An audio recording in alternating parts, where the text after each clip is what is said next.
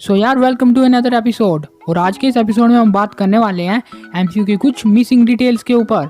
MCU में कुछ ऐसी डिटेल्स होती है जो हम अपनी सिंपल स्पीड में अपनी सिंपल आंखों की मदद से नहीं देख सकते।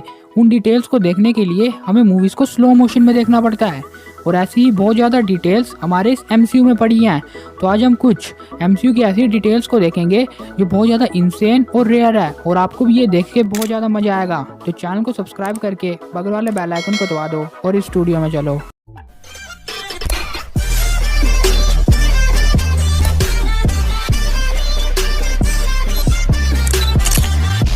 नंबर 1, आपको याद होगा कि अवेंजर्स इन्फिनिटी वॉर में आयरन मैन, डॉक्टर स्ट्रेंज और स्पाइडरमैन जब गार्डियंस ऑफ द गैलेक्सी से पहली बार मिले थे तो वो एक दूसरे के ऊपर अटैक करने लग पड़े थे। इस फाइट में जब आयरन मैन ड्रैक्स को नीचे गिरा देता है और अपनी अजीब जैसी मिसाइल बाहर निकाल लेता है, तो इस मिसाइल का आइडिया आयरन मैन को और किसी ने नहीं बल्कि स्पाइडरमैन ने दिया था। आपको याद होगा कि इससे पहले इवोनी ने डॉक्टर स्ट्रेंज को पकड़ लिया था और आयरन मैन ने स्पाइडरमैन से पूछा था कि अब क्या करना चाहिए, तो स्पाइडरमैन ने वहां पे बोला था did you see movie Alien. Spiderman के इसी रेफरेंस से बाद में आयरन मैन ने अपने मन के अनुसार अपना एलियन शेप वाला एनर्जी रिपल्सर निकाला। हाँ, इस मूवी डिटेल को हम हिंदी फैंस या इंडिया में रहने वाले लोग ज़्यादा से ज़्यादा मिस कर देंगे क्योंकि हमने इस मूवी को हिंदी में देखा है और हिंदी में इसकी डबिंग अलग की गई थी। हिंदी में ऐसा हुआ था कि आयरन मैन स्पाइडरमैन से बोलता है अब बताओ कि हम क्या करें। स्पाइडरमैन बोलता है आपने वो फिल्म देखी, म्यूजियम के अंदर फंस गया बंदर, लेकिन इंग्लिश में एकदम अलग था, इसलिए ये डिटेल कमाल की है। नंबर 2, गाइस आपको वो कमाल का सीन तो याद होगा ही जब आयरन मैन सिविल वॉर में कैप्टन अमेरिका का साथ देने जाता है तो वो अपने सूट को अपने हेलीकॉप्टर में एक बटन दबा के वहां से बाहर निकलता है। गाइस यहीं पे मेन सीन है। आयरन मैन ने जो बटन दबाया था उसके नीचे रोमन में लिखा था MKXLVI। अगर हम इसे गूगल में सर्च करें तो इसका मतलब होता है मार्क 46। नंबर 3, तो गाइस जब कैप्टन अमेरिका तो सिविल वॉर में शुरुआत की लड़ाई ये लड़ रहा था तो उसकी स्लीव्स में आप ये लोगो साफ देख सकते हैं, लेकिन इसके बाद जब सोकोविया का समझौता हुआ तो उसके बाद कैप्टन की स्लीव्स से वो लोगो हट चुका था और ये सब कुछ हुआ सोकोविया के समझौते के बाद। नंबर 4, तो गाइस आपको याद होगा कि जब वांडा कैप्टन अमेरिका तो सिविल वॉर की शुरुआत में अपनी पावर्स का इस्तेमाल कर रही थी तो उस समय बुलेट से बचने के लिए उसने अपनी मैजिकल पावर से अपने पीछे एक मैजिकल शील्ड तैयार कर ली थी। नंबर 5, तो गाइस आपको याद होगा कि जब आयरन मैन अवेंजर से मिलने जेल में जाता है तो वहाँ पे आंट मैन भी होता है और आंट मैन वहाँ पे कुछ ऐसा कर रहा होता है, यानी ढोल बजा रहा होता है। और जब आंट मैन फ्री होता है, जैसे कि हमने Antman and the Wasp Antman में भी देखा था, तब भी वो ढोल ही बजाता है। नंबर 6, तो जब सिविल वॉर की फाइट चल रही होती है तो आयरन मैन को फ्राइडे ये बता देती है कि आपकी लेफ्ट वाली बाजू इंजर्ड हो गई है और आखिरकार बाद में भी हमें ये पता चल ही जाता है कि आयरन मैन की बाजू इंजर्ड हो गई है। तो आखिरकार मुझे पता चल ही गया कि ये बाजू इंजर्ड कैसे हुई थी। आपको याद होगा कि फाइट के दौरान वांडा ने आयरन मैन के ऊपर ढेर सारी कारें फेंकी थी और उसी दौरान एक कार सीधी गिर के आयरन मैन की लेफ्ट वाली बाजू के ऊपर गिरती है। नंबर 7, तो गाइस ये वाली डिटेल बहुत ज़्यादा कमाल की है, आपको मज़ा आने वाला है। तो गाइस ये है आपके सामने मार्वल का इंट्रो, और जब मार्वल का इंट्रो शुरू होता है तो इसके बीच में अगर हम इसे रोके तो कुछ ऐसा इंटरफेस आपको दिखता है। यहाँ पे आपको 6 के 6 इन्फिनिटी स्टोन्स का कलर देखने को मिल सकता है। नंबर 8, तो गाइस आपको याद होगा कि एवेंजर्स इन्फिनिटी वॉर के लास्ट में जब हल्क बस्टर की लेफ्ट वाली बाजू पूरी तरह से तोड़ दी जाती है तो वहीं पे जब एवेंजर्स एंड गेम में शुरुआत में ही थैनोस को मारा जाता है तो उस टाइम हल्क बस्टर को आप साफ देख सकते हैं। अब हल्क बस्टर के पास एक नई और लोहे की पावरफुल आर्म है। नंबर 9, तो गाइस आपको वो वाला सीन तो याद होगा कि जब थैनोस और हल्क की एवेंजर्स इन्फिनिटी वॉर की शुरुआत में फाइट होती है तो थैनोस हल्क को बहुत जल्दी हरा देता है, लेकिन यहाँ पे कुछ फैंस ये मानते हैं कि थैनोस के पास इन्फिनिटी स्टोन्स थे इसलिए उसने हल्क को उस टाइम हरा दिया था, लेकिन गाइस ऐसा कुछ भी नहीं है। उस टाइम थैनोस ने हल्क के खिलाफ हैंड टू हैंड कॉम्बैट में एक भी इन्फिनिटी स्टोन का इस्तेमाल नहीं किया था।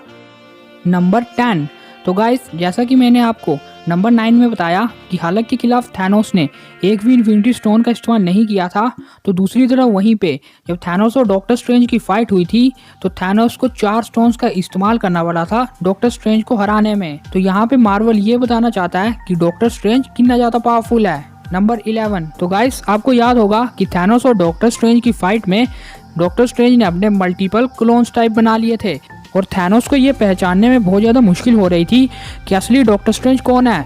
तो तो यहाँ पे थैनोस ने साउल स्टोन का इस्तेमाल किया डॉक्टर स्ट्रेंज को पहचानने में। इसका प्रूफ ये है कि जब डॉक्टर स्ट्रेंज यानी रियल डॉक्टर स्ट्रेंज हमारे सामने आया तो उसकी साउल यानी उसकी आत्मा थोड़ी देर के लिए बाहर भी गई थी। इससे हम ये प्रूफ लगा सकते हैं। नंबर 12, तो गाइस आपको याद होगा कि थोर रैग्नारोक मूवी में जब थोर, ओडिन और लोकी एक पत्थर के ऊपर बैठ के बातें कर रहे होते हैं नए एसगार्ड के बारे में, तो उस टाइम आप यहाँ पे साफ देख सकते हैं कि थोर और ओडिन पत्थर के इस साइड बैठे हैं और लोकी पत्थर की दूसरी साइड बैठा है। तो ये पत्थर हमें एक तरीके से ये चीज बता रहा है कि ओडिन ने कभी भी थोर और लोकी को बराबर नहीं समझा। नंबर 13, तो गाइस आई थिंक आपको ये डिटेल पहले से पता होगी। आपको याद होगा कि थोर रैग्नारोक में जब हेला ने दीवार से वो पेंटिंग वगैरह तोड़ी थी तो उसके बाद थोर अपनी पेंटिंग को देखता है और उस पेंटिंग में आप ये साफ देख सकते हैं कि इस टाइम थोर की एक आंख में कट लगा हुआ है और जस्ट कुछ टाइम बाद हेला ने थोर की आंख को ही उड़ा दिया। तो यानी कि थोर को पहले से ये बताया जा रहा था कि उसकी फ्यूचर में आंख कटने वाली है। नंबर 14, आई होप ये डिटेल आपको पहले से ही पता हो। जब थैनोस गमोरा के साथ इन्फिनिटी वॉर में वॉलमीर में जाता है तो वो गमोरा को अपने इन्फिनिटी गाउंटलेट से प्रोटेक्ट करता है, लेकिन जब उसे पता चल जाता है कि रेड स्कल बस यहाँ पे आने जाने वाले लोगों को साउल स्टोन देता है तो वो अपने उस इन्फिनिटी गाउंटलेट को वहाँ से हटा लेता है। नंबर 15, तो गाइस ये एक बहुत ज़्यादा कमाल की डिटेल है जो सच हो भी सकती है और नहीं भी हो सकती है। आपको याद होगा कि थोर रैग्नारोक में जब हेला, लोकी और थोर एक पोर्टल से एसगार्ड जा रहे होते हैं तो लोकी पहले बाहर गिरता है और फिर थोर भी उस पोर्टल से बाहर गिर जाता है। तो इसके दौरान जब थोर उस पोर्टल से बाहर गिरता है तो यहाँ पे आप ये साफ देख सकते हैं कि यहाँ पे एक बार अपेयर हुआ था वॉलमीर। अब मैं पूरी तरह से श्योर तो हूँ नहीं कि ये वॉलमीर है या कुछ और, लेकिन मुझे जहाँ तक लगता है ये वॉलमीर ही हो सकता है। नंबर 16, आपको याद होगा जब थैनोस और अवेंजर्स की टाइटन में फाइट हो रही होती है तो थैनोस मैंडस को बहुत ज़्यादा जोर से फेंकता है और उसी दौरान स्पाइडरमैन उसे बचाने के लिए जाता है। तो आप यहाँ पे साफ देख सकते हैं कि स्पाइडरमैन ने पूरी सेफ्टी का ध्यान रखते हुए अपना एक हाथ उसके सर के पीछे रखा है ताकि उसे ज़्यादा डैमेज ना हो। नंबर 17, तो गाइस आपको याद होगा कि Captain America the Civil War में फैल्कन ने आयरन मैन के ऊपर कुछ अपनी एक मिसाइल छोड़ी थी, लेकिन आयरन मैन भी उसके रिप्लाई में कुछ मिसाइल फैल्कन के ऊपर छोड़ता है। तो गाइस इसका प्रूफ है ये वाली फोटो। अब इस फोटो में देख सकते हैं कि आयरन मैन ने भी रिप्लाई में फैल्कन के ऊपर अपनी मिसाइल छोड़ी है, लेकिन अगर आयरन मैन को फैल्कन की मिसाइल लगी है तो वो मिसाइल थोड़ी टेढ़ी हो गई है। नंबर 18, तो गाइस जब आयरन मैन पहली बार आंट मे से मिलता है Captain America the Civil War में तो आप आंट मे के गले में ये नेकलेस टाइप देख सकते हैं जिसमें एक अंगूठी लटकी हुई है। तो आई थिंक ये अंगूठी बेन पार्कर की होगी। नंबर 19, तो गाइस जब थोर रैग्नारोक में थोर और हल्क की फाइट हो रही होती है तो एक बार कुछ ऐसा भी होता है, थोर की तलवार कुछ इस पोज में आ जाती है जब हल्क अपना हैमर उसकी तलवार के ऊपर फेंकता है। नंबर 20, तो गाइस ये बात हम सबको पता है कि ब्लैक पैंथर के सूट में काइनेटिक एनर्जी है जो कि पर्पल कलर में शो होती है। और गाइस जब थैनोस ने अवेंजर्स इन्फिनिटी वॉर में ब्लैक पैंथर को गर्दन से पकड़ के फेंका था तो ब्लैक पैंथर की वो काइनेटिक एनर्जी बहुत ज़्यादा तरीके से शो हुई थी, क्योंकि एमसीयू यहाँ पे दिखाना चाहती थी कि थैनोस पास कितनी पावर है और उसने ब्लैक पैंथर को कितनी जोर से पटका है। तो गाइस यही थी कुछ डिटेल्स जो कि मैंने एमसीयू की मूवीज से पता किया है। उम्मीद है आप सभी को ये वीडियो अच्छी लगी होगी। वीडियो अच्छी लगी है तो वीडियो को एक लाइक छोड़ देना, इस वीडियो को खुल के शेयर कर देना और भी ऐसे इंटरेस्टिंग वीडियोस को देखने के लिए सब्सक्राइब करें सुपर हीरो स्टूडियोज को और इस बगल वाले बेल आइकन को दबाएं ताकि आपको हमारी वीडियोस की नोटिफिकेशन सही टाइम पे मिल सके। तो अब हम मिलेंगे नए किसी फ्रेश एपिसोड में, तब तक के लिए good bye and never forgets its your super hero studios and you all are super heroes.